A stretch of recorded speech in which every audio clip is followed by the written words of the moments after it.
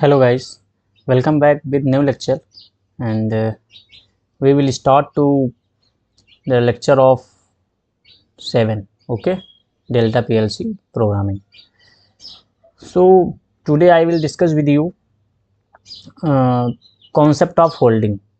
ठीक है, होल्डिंग क्या होता है इसके बारे में सबसे पहले हम डिस्कस कर लेते हैं। होल्डिंग कहने का मतलब ये है कि किसी भी लोड को एक स्टेट में छोड़ देना ही होल्डिंग कहलाता है। क्लियर? जैसे कि आपने फ़ैन को ऑन करा दिया तो वो ऑन स्टेट में ही है, ठीक है, तो उसे कहते हैं होल्डिंग। दैट मीन्स स्टार्ट करा के उसको एक होल्ड में होल्ड करके उसको छोड़ देना। ठीक है, जैसे आपने स्टार्ट कराया तो उसको आप स्टार्टिंग पोजीशन में जब छोड़ देते हो और लॉन्ग पीरियड टाइम के लिए छोड़ देते हो तो क्या होता है, वो एक स्टेट में लॉन्ग टाइम तक रहता है। That is called holding. Okay, तो इसे हम होल्डिंग कहते हैं। कहने का मतलब टोटल ये है कि किसी भी लोड को या किसी भी आउटपुट को हम लॉन्ग टाइम तक ऑन रखते हैं तो that is called holding. Clear?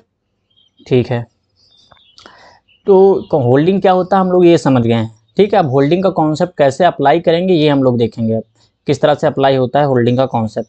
तो होल्डिंग का कॉन्सेप्ट अप्लाई करने के लिए आपको क्या करना है, नॉर्मली ये मैंने बना रखा है। ठीक है, तो आपको केवल देखना है किस तरह से मैं बता रहा हूँ, उस तरह से आपको फोकस करना है, उसी तरह से, सिंपल सा, और कुछ भी नहीं है। तो जैसे ही मैंने होल्डिंग का कॉन्सेप्ट यूज किया, X0 X1 जिस भी बटन से आप स्टार्ट कर रहे हो, ठीक है, उसके पैरेलल में आउटपुट का एनो कॉन्टैक्ट या कह सकते हो बफर कॉन्टैक्ट हमको एड्रेस के साथ डालना होता है, वही कहलाता है होल्डिंग। जैसे आप X1 प्रेस करोगे वैसे ही क्या हो जाएगा, ये होल्ड हो जाएगा। ठीक है, क्योंकि X0 already NCPB stop button है, तो ये क्या कर रहा होगा, सप्लाई यहाँ तक पास कर रहा होगा। ठीक है, जहाँ तक मेरा कर्सर है वहाँ तक सप्लाई क्या हो रहा होगा, पास हो रहा होगा। क्योंकि NCPB बटन है तो NCPB बटन को NCPB की तरह यूज करोगे तो क्या डालोगे, बफर डालोगे। ठीक है, तो सप्लाई यहाँ तक पास करेगा। पर एनो कॉन्टैक्ट पड़ा हुआ है, जब तक NOPB बटन को आप प्रेस नहीं करोगे तब तक ये सप्लाई पास नहीं करेगा, और जब तक आउटपुट हमारा हाई नहीं होगा तब तक नीचे वाली जो पैरेलल में X1 के बिट पड़ी है Y0, ये क्या होगी, हाई नहीं होगी। यदि आउटपुट हमारी कॉइल Y0 हाई हो जाएगी तो क्या हो जाएगा कि जो Y0 आउटपुट बफर पड़ा है नीचे, ये भी हाई हो जाएगा। जब ये हाई हो जाएगा, जब तक हम X1 प्रेस करें तब तक सप्लाई जा रहा है, और ये अगर हाई हो गया Y0 हाई होने से आउटपुट कॉइल हाई हुई ना, आउटपुट कॉइल हाई हो गई तो इसका मतलब जहां जहां आउटपुट कॉइल का एड्रेस पड़ा है Y0 वो सब हाई हो जाएंगे बफर। ठीक है, तो ये क्या करेगा, नीचे से सप्लाई लेना स्टार्ट कर देगा, जैसे जैसे यहाँ से।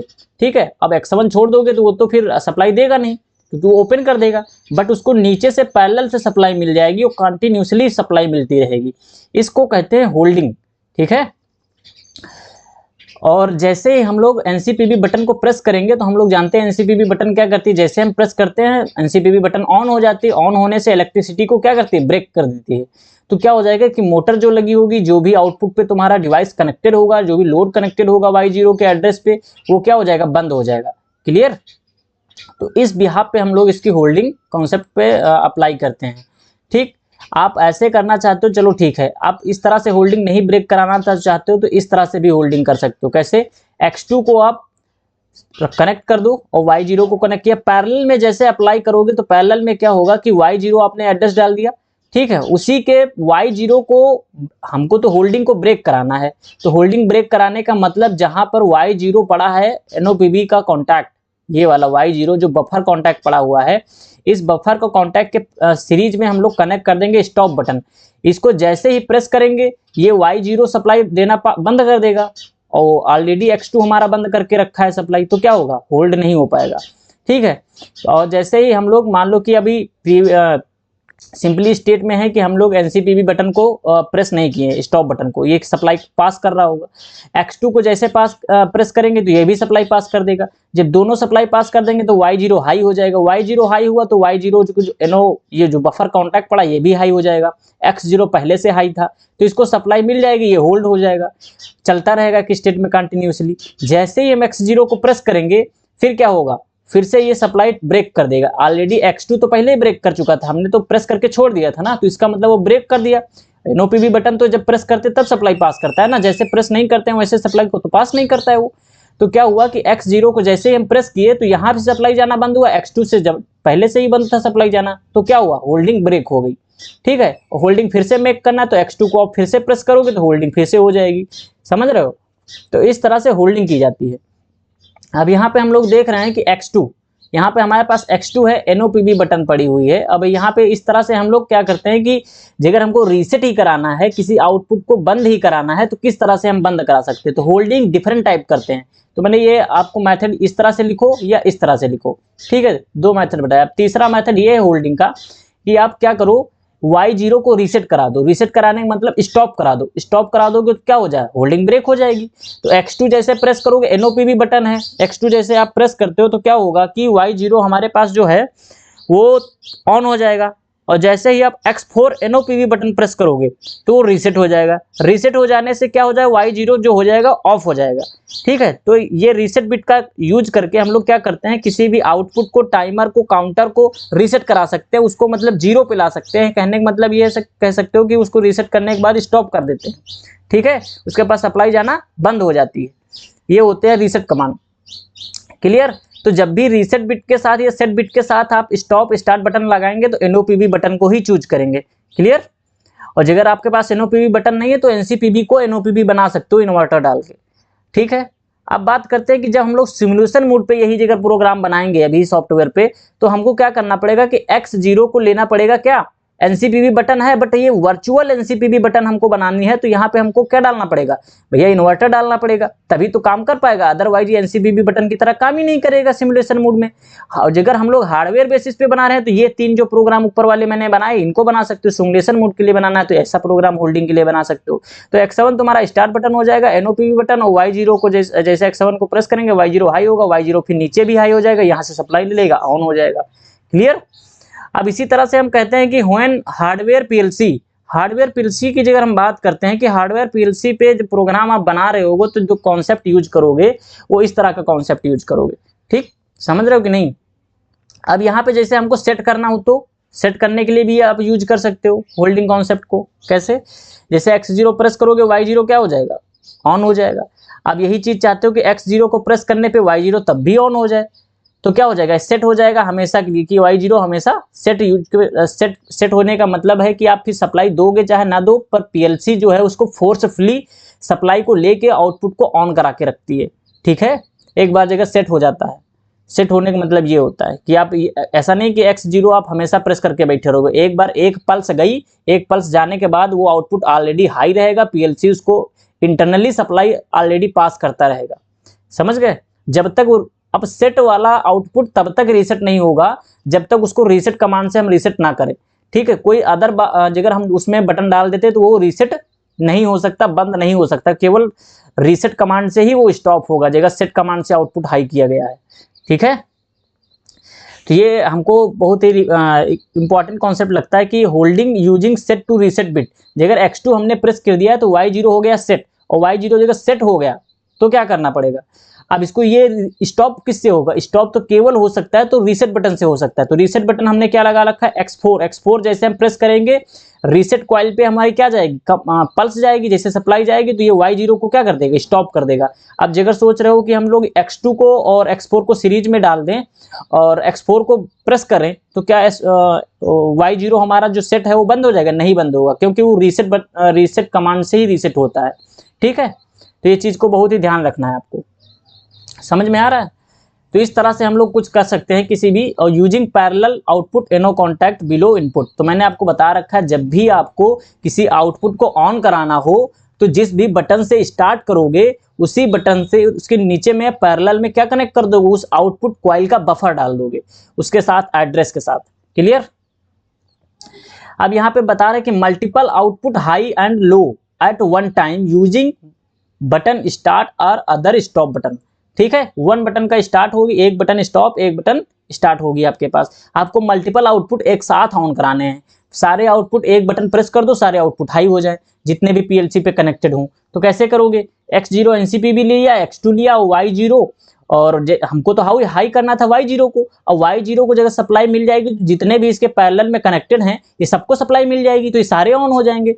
तो आप यहाँ पे जो आप कहोगे सर कि x2 बटन के पैरेलल में क्या होना चाहिए, तो x2 बटन के पैरेलल में होना चाहिए किसी भी एक आउटपुट का एड्रेस, ठीक है, क्योंकि एक आउटपुट का एड्रेस मिल जाएगा तो सबके पास सप्लाई पहुंच जाएगी, समझ रहे हो। तो इस तरह से एक साथ सारे आउटपुट को ऑन कराया जा सकता है।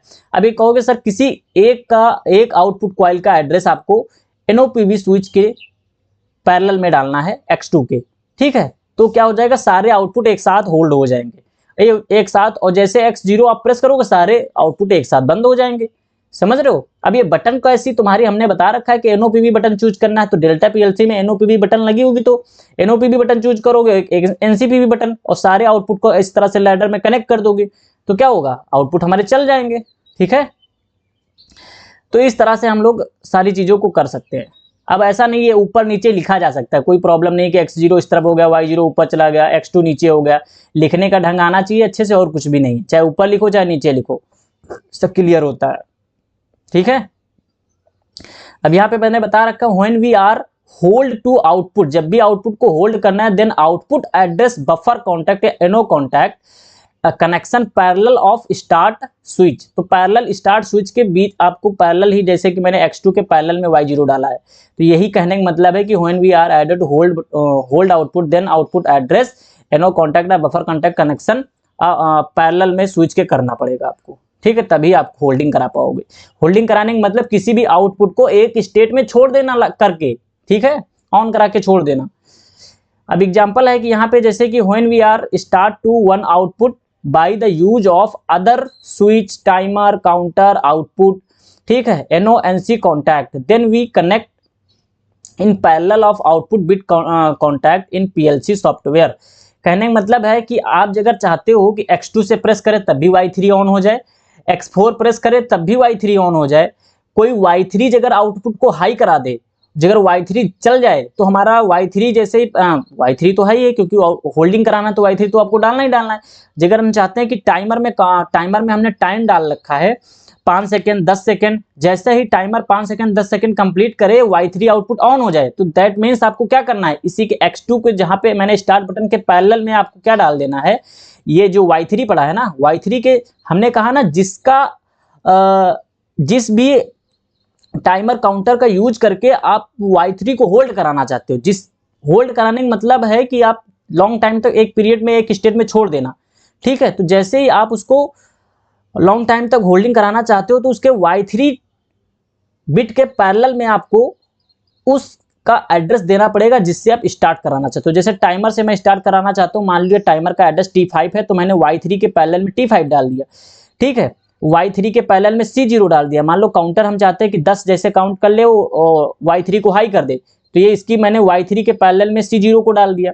हम चाहते हैं कि y1 कोई प्रेस कर, अगर y1 हमारा आउटपुट हाई हो जाए तो हमारा क्या हो जाए, y3 भी ऑन हो जाए, तो हम क्या करेंगे, y1 का जो कॉन्टैक्ट है NO कॉन्टैक्ट वो उठा के हम लोग y3 के पैरेलल में डाल देंगे। हम चाहते हैं कि x2 को अगर प्रेस करें तो y3 ऑन हो जाए, तो x2 के पैरेलल में ही y3 कनेक्ट कर देंगे। x4 को यदि हम प्रेस करें तो क्या हो जाए, y3 ऑन हो जाए, तो x4 के पैरेलल में ही हम लोग y3 कनेक्ट कर देंगे। तो जिससे हमको ऑन कराना है ना, उसके पैरेलल में आउटपुट कॉइल का NO कॉन्टैक्ट डाल देना है एड्रेस के साथ, बस होल्डिंग हो जाएगी, कोई प्रॉब्लम नहीं है। समझ में आया? किसी से भी हमको ऑन कराना है तो हमको उससे ऑन करा सकते हैं। ये कॉन्सेप्ट होता है होल्डिंग का, ठीक है। तो आई होप आप लोगों को समझ में आ रहा हो, नहीं समझ में आ रहा कमेंट करो, ठीक है, और मैं उसका रिप्लाई दूंगा आपको, ओके। तो नेक्स्ट कॉन्सेप्ट पे आते हैं कि holding concept using digital logic. हम डिजिटल लॉजिक अभी तक पढ़ते आए, इतना सारा डिजिटल लॉजिक पढ़े, उसके अकॉर्डिंग हमको अगर कॉन्सेप्ट को बनाना है कि होल्डिंग कॉन्सेप्ट कैसे करें और डिजिटल लॉजिक के थ्रू, तो कैसे होगा, ठीक है। देखो यहाँ पे क्या है, हमने x0 ले रखा है NOPV, और x1 भी NOPV और x2 भी NOPV हमने स्विच ले रखा है, क्लियर है। अब हम चाहते हैं कि एक बटन से हमको स्टार्ट कराना है, एक बटन से स्टॉप कराना है, तो किस तरह से कॉन्सेप्ट का यूज किया जाए, ठीक। तो हमने क्या किया, हम चाहते हैं कि x0 जैसे ही प्रेस करें वैसे ही हमारा y0 हाई हो जाए।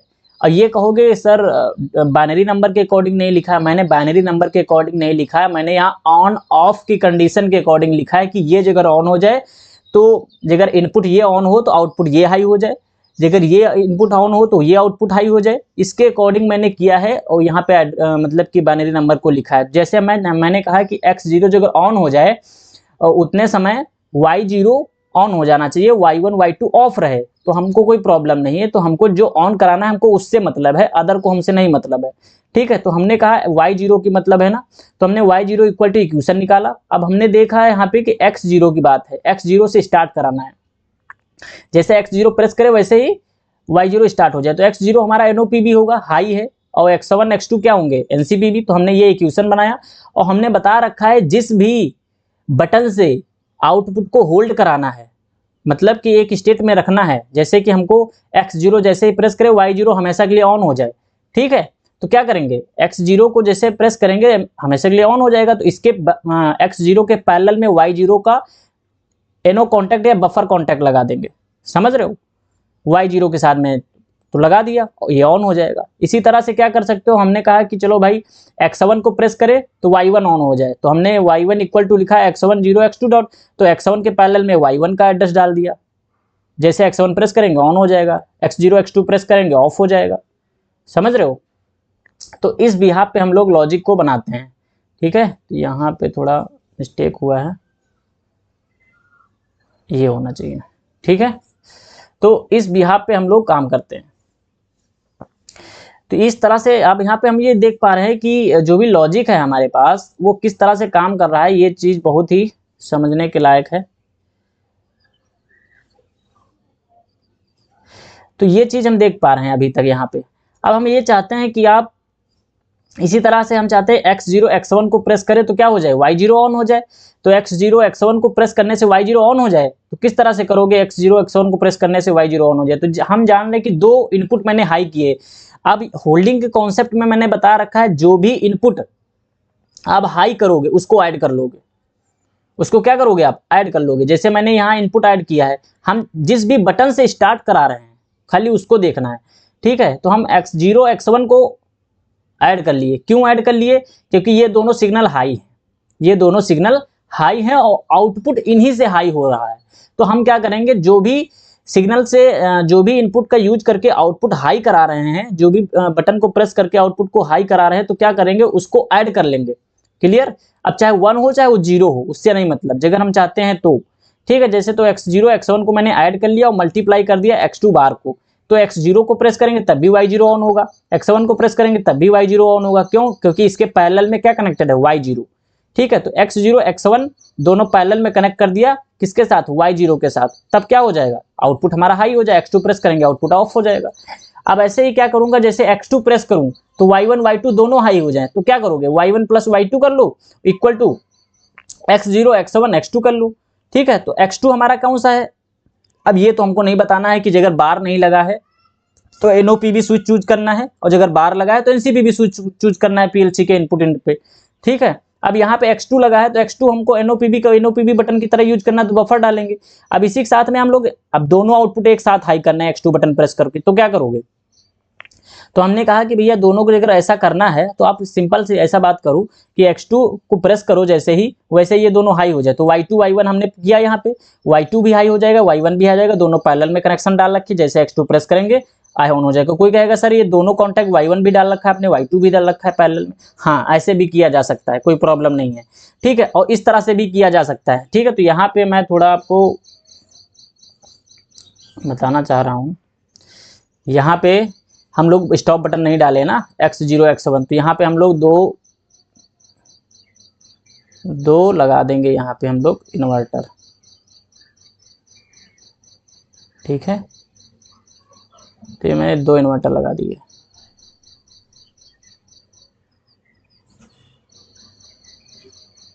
दो इन्वर्टर लगाना है आपको,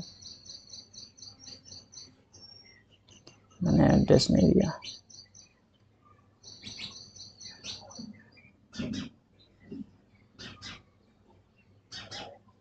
तो यहाँ सीरीज में आप 2 इन्वर्टर लगा दीजिए। किसका किसका लगा दो, x0 का और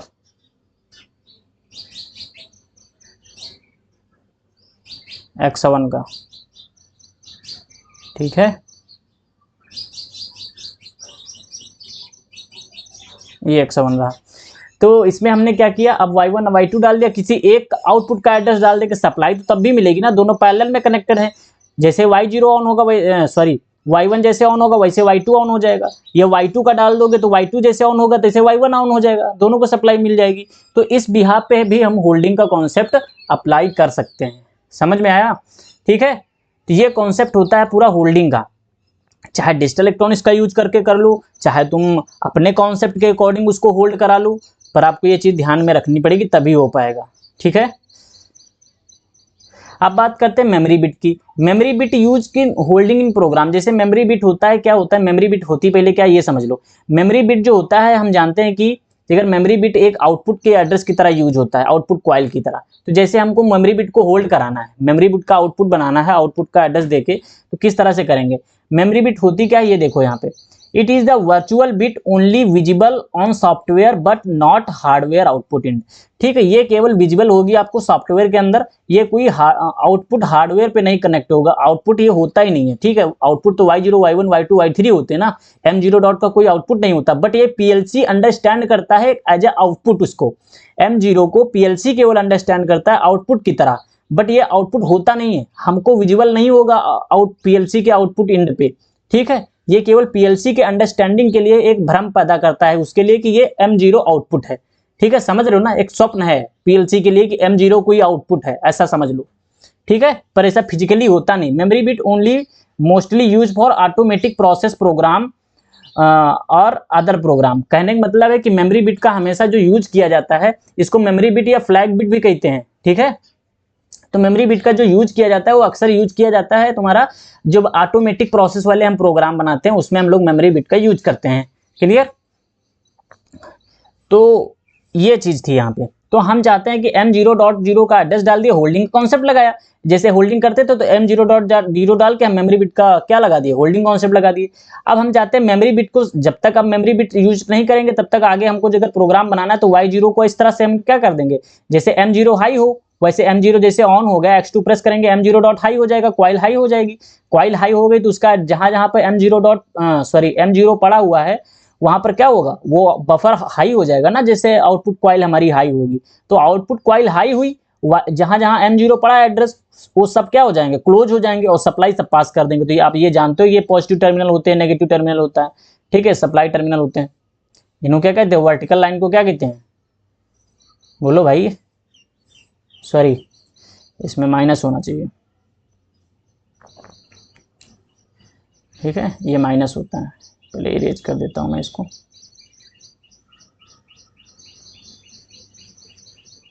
ये माइनस होता है। क्लियर? रंग कहते हैं। तो ये कॉन्सेप्ट होता है। जैसे m0 हाई होगा, m0 एड्रेस जो डेल्टा पीएलसी के पड़ा हुआ है, तो क्या करेगा, m0 जैसे ही हाई होगा तो क्या होगा, ये भी हाई हो जाएगा m0, इसके नीचे वाला ये भी बफर जो m0 के साथ पड़ा ये भी हाई हो जाएगा। जैसे हाई होगा तो y0 क्या हो जाएगा, ये भी हाई हो जाएगा। समझ रहे हो? तो इस तरह से मेमोरी बिट का यूज करके किसी भी आउटपुट को हम हाई करा सकते हैं। समझ में आया? ठीक है, तो इस तरह से मेमोरी बिट का मैंने यूज किया। तो हमको मल्टीपल आउटपुट एक साथ ऑन कराने, तो किस तरह से ऑन कराएंगे, मल्टीपल आउटपुट को अगर एक साथ ऑन कराना है तो m0 का एड्रेस दिया हमने, m0 का जैसे ही एड्रेस दिया वैसे m0 होल्ड हो गया। m0 होल्ड हुआ, m0 के पैरेलल में मैंने y1 y2 y3 y4 जितने भी आउटपुट हमारे पीएलसी के हैं वो सारे डाल दिए मैंने, सारे एक साथ ऑन हो जाएंगे। ठीक है, बट आपको m0 नहीं दिखाई देगा किस पे, पीएलसी के आउटपुट पे, बट सॉफ्टवेयर के अंदर आपको दिखाई देगा कि m0 ऑन है। ठीक है, तो इस तरह से एक भ्रम होता है पीएलसी के लिए कि m0 एक आउटपुट है, बट आउटपुट होता नहीं है, बस उसके समझने के लिए होता है, तो हम लोग यूज कर लेते हैं। तो ये हमारा कोई आउटपुट बर्बाद नहीं होता है। ठीक, m0 को जैसे हमने यूज कर लिया तो हमारा जो वर्चुअल आउटपुट होता है, पर फिजिकल ऐसा कोई आउटपुट होता नहीं है। ठीक, तो इसलिए हम लोग क्या करते हैं, कोई भी अगर हमको आउटपुट बर्बाद नहीं करना होता है, जैसे कि हम कोई प्रोसेस ऐसा करवा रहे हैं जिसमें आउटपुट को 2 आउटपुट की रिक्वायरमेंट पड़ती है। ठीक है, एक आउटपुट से दूसरे आउटपुट को चलाना है, तो क्या कहेंगे, क्या दूसरा आउटपुट उसके लिए यूज करेंगे पहले आउटपुट को चलाने के लिए? नहीं, उसके लिए हम लोग मेमोरी बिट का यूज करेंगे। मेमोरी बिट यूज कर लेंगे, उस आउटपुट को ऑन करवा देंगे, हमारा एक आउटपुट बच जाएगा। उस आउटपुट को कहीं भी यूज कर सकते हैं, दूसरे प्रोसेस में यूज कर सकते हैं। क्लियर? इसलिए हम लोग मेमोरी बिट का यूज करते हैं। आई होप आप लोगों को ये बहुत अच्छे से समझ में आया होगा। Clear? if you feel that's good content, then you like and subscribe this channel, and thanks for watching my video.